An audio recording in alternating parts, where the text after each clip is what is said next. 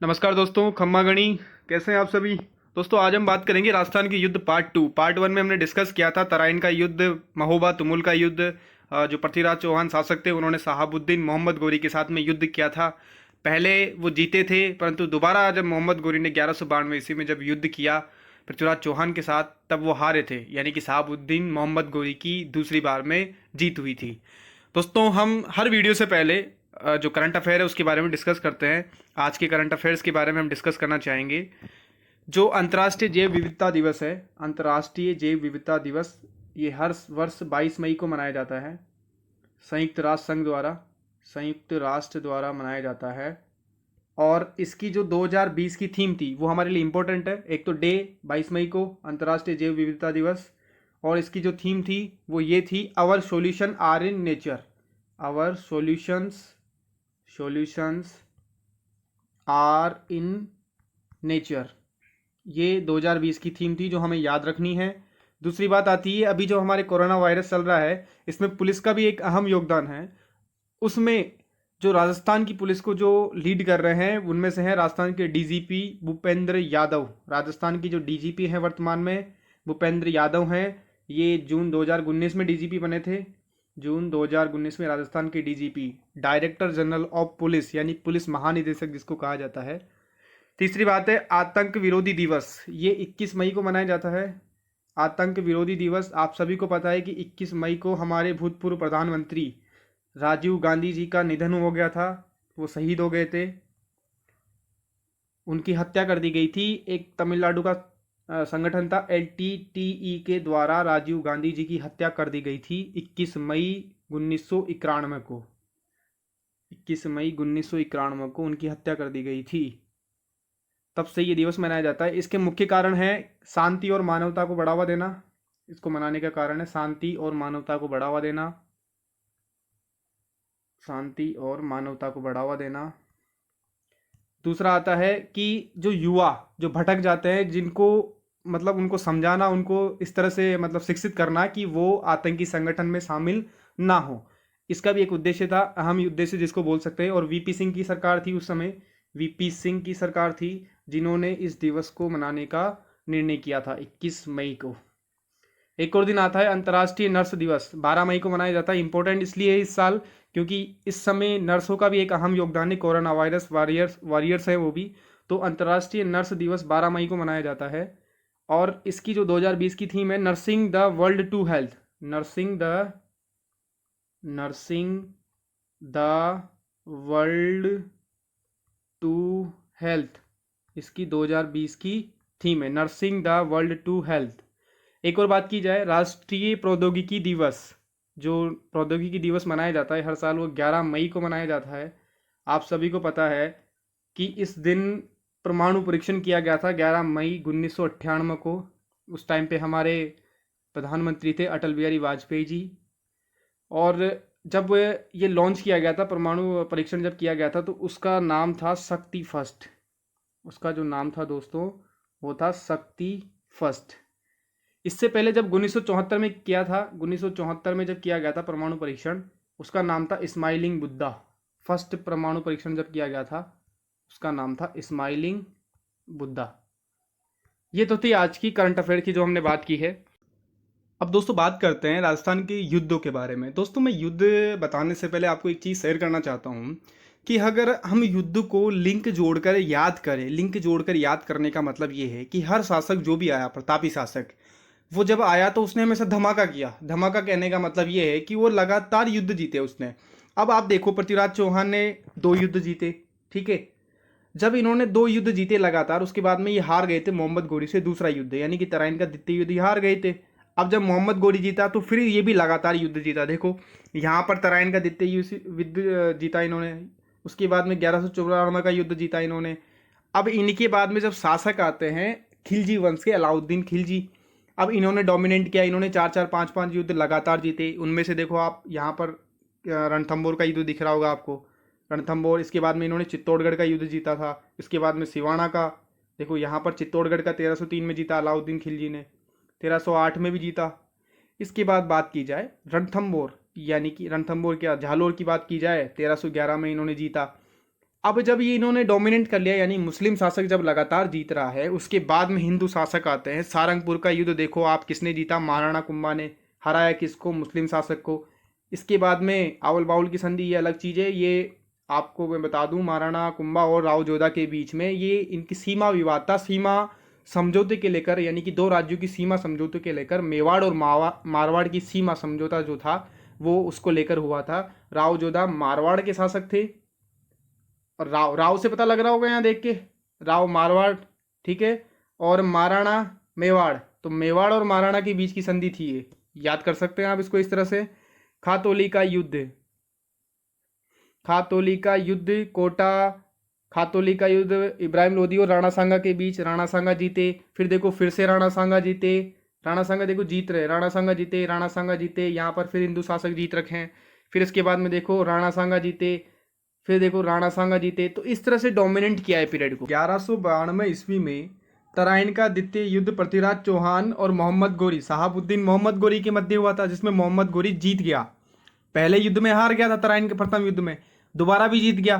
फिर इसने 1194 में क्या किया? चंदावर का युद्ध लड़ा। किसके साथ में? गढ़वाल शासक थे जयचंद, गढ़वाल शासक जयचंद थी इनकी पुत्री संयोगिता। अगर आपको याद हो तो संयोगिता को उठाकर लेके आ गए थे पृथ्वीराज चौहान, ठीक है। तो इसमें किसकी जीत हुई? मोहम्मद गोरी की। लगातार दो युद्ध जीता ये।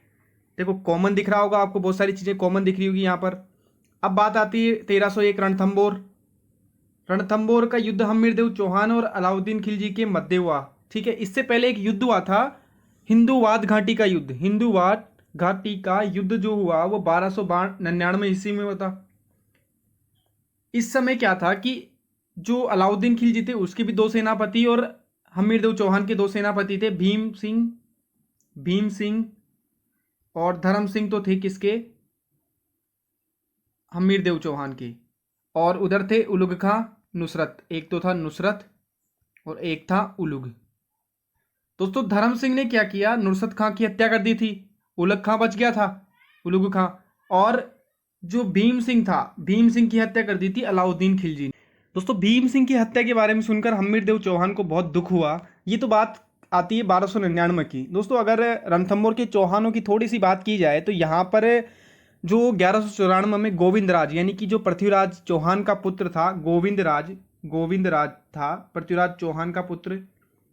जब पृथ्वीराज चौहान मोहम्मद गोरी से हार गए थे तो गोविंदराज चौहान रणथंबोर आ गए, अजमेर से रणथंबोर आ गए, और इन्होंने यहाँ पर चौहान वंश की नींव रखी। 1226 ईस्वी में इन्हीं के उत्तराधिकारी वल्लण से इल्तुतमिश ने क्या किया? कब्जा कर लिया। किस पर? रणथंबोर पर। यानी कि वल्लण से किसने छीन लिया रणथंबोर को? वल्लण से इल्तुतमिश। गुलाम वंश के शासक आते हैं इल्तुतमिश, दिल्ली की गद्दी पर विराजमान थे ये। इल्तुतमिश ने क्या किया? कब्जा कर लिया। बाद में वाघभट्ट ने क्या किया? वाघभट्ट ने इनसे वो दुर्ग वापस ले लिया था। इसके बाद देखो अगर हम्मीरदेव चौहान की बात की जाए तो ये क्या है? दिग्विजय नीति को पालन करते थे। दिग्विजय नीति थी इनकी, दिग्विजय नीति। इसके तहत इन्होंने कोटी जन यज्ञ करवाया, कोटीय जन यज्ञ। जब ये दिग्विजय नीति के तहत यानी कि रणथंबोर की सीमा को बढ़ाना चाहते थे, महत्वाकांक्षी थे, विजय होने के बाद इन्होंने क्या किया? ये कोटीय जन यज्ञ किया। विजय होने के बाद ये यज्ञ किया। दोस्तों इन्होंने 17 युद्ध लड़े थे। कितने युद्ध लड़े थे इन्होंने? 17 युद्ध। हम्मीरदेव चौहान ने 17 युद्ध लड़े, इसमें से 16 युद्ध इन्होंने जीते और एक में इनकी हार हुई, और वो हार हुई किसके? अलाउद्दीन खिलजी के साथ। अब बात की जाए 1301 युद्ध की, जिसमें इनके दो सेनापति आते हैं, रणमल व रतिपाल। दोस्तों इन दोनों ने इनके साथ में क्या किया? हम्मीरदेव चौहान के साथ में विश्वासघात किया, और इसी के कारण ये इनकी हार हुई थी। हम्मीरदेव चौहान की क्या हुई? हार हुई। और यहीं पर ही राजस्थान का प्रथम शाखा भी हुआ था, मैंने पिछली वीडियो में डिस्कस किया था। हार के बाद राजस्थान का प्रथम शाखा केसरिया प्लस जोहर, शाखा जिसे कहते हैं दोस्तों, शाखा जो होता है केसरिया प्लस जोहर, शाखा जो है शाखा केसरिया प्लस जौहर। दोस्तों जब युद्ध भूमि जो शासक जो लड़ रहा होता है उसको लगता है कि हम युद्ध नहीं जीत रहे हैं, तब वो केसरिया पगड़ी पहनकर युद्ध भूमि में लड़कर वीर गति को प्राप्त हो जाते हैं, तो उसे केसरिया कहा जाता है। और इनकी जो रानियां होती है अग्नि जौहर या जल जौहर करके वो आत्मदाह करती है, उसको कहा जौहर कहा जाता है। यानी कि जब रानियां शहीद हो जाती है तो उसको क्या कहते हैं, जौहर कहा जाता है। और ये दोनों एक साथ जब होते हैं तो उसे क्या कहते हैं, साका कहते हैं। यहाँ रणथंभौर दुर्ग में राजस्थान का प्रथम साका हुआ था हम्मीर देव चौहान और उनकी पत्नी रंग देवी जिन्होंने जलजोहर किया था, और इसे राजस्थान का प्रथम जलजोहर भी कहा जाता है। अब बात करते हैं चित्तौड़गढ़ दुर्ग की। दोस्तों चित्तौड़गढ़ दुर्ग में जब युद्ध लड़ा गया था 1303 ईस्वी में, यहाँ पर जब शासक थे चित्तौड़गढ़ के रतन सिंह समर सिंह के पुत्र थे, रतन सिंह समर सिंह गुइल वंश के जो शासक थे रतन सिंह समर सिंह के पुत्र। ये हमें कुंभलगढ़ प्रशस्ति यानी कि कुंभलगढ़ प्रशस्ति जो है, कुंभलगढ़ प्रशस्ति, इसमें हमें उल्लेख मिलता है इस युद्ध का, कुंभलगढ़ प्रशस्ति एकलिंग महात्म्य से। अब देखो इस युद्ध का कारण क्या था दोस्तों, अलाउद्दीन खिलजी और रतन सिंह के बीच में। पहला कारण तो ये था कि चित्तौड़गढ़ के थे सामरिक महत्व थे। सामरिक महत्व का मतलब ये था कि ये दुर्ग बहुत ही इंपॉर्टेंट था, बहुत अच्छा दुर्ग भी था। और इस दुर्ग से यानी कि इस जगह से एक रास्ता जाता है दिल्ली से मालवा गुजरात,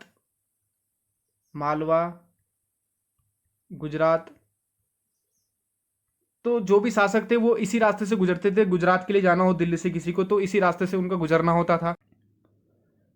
एक और कारण अपन कह सकते हैं रानी पद्मिनी का ये कारण था कि आप सभी को पता है, आपने एक मूवी देखी थी शाहिद कपूर की पद्मावत, तो उसमें राघव चेतन था, उसको रानी पद्मिनी से उसको प्रेम हो गया था। तो रावल रतन सिंह ने उन्हें अपने राज्य से बाहर कर दिया था। तब वह अलाउद्दीन खिलजी के पास दिल्ली चला गया था। तब उसने कहा था उस समय कि विश्व की सबसे सुंदर स्त्री कहाँ पर है, मेवाड़ में है, और वो कौन है, रानी पद्मिनी। ये बात सुनकर अलाउद्दीन खिलजी के मन में उत्सुकता हुई और वो मेवाड़ आता है उसे देखने, और देखने के बाद में वो भी चकित रह जाता है। और ये भी एक कारण था कि उसने रणथंभौर पर आक्रमण किया था। और जब इसने आक्रमण किया तब उस समय वहाँ पर यानी कि जो शासक थे रावल रतन सिंह थे, और इनके दो सेनापति आते हैं गोरा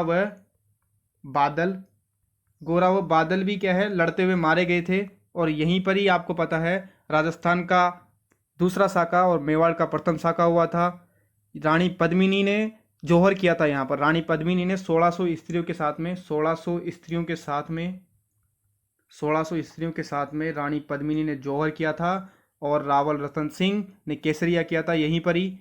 तो ये था मेवाड़ का इतिहास, यानी कि चित्तौड़गढ़ के युद्ध जो हुआ था रावल रतन सिंह और अलाउद्दीन खिलजी के बीच में।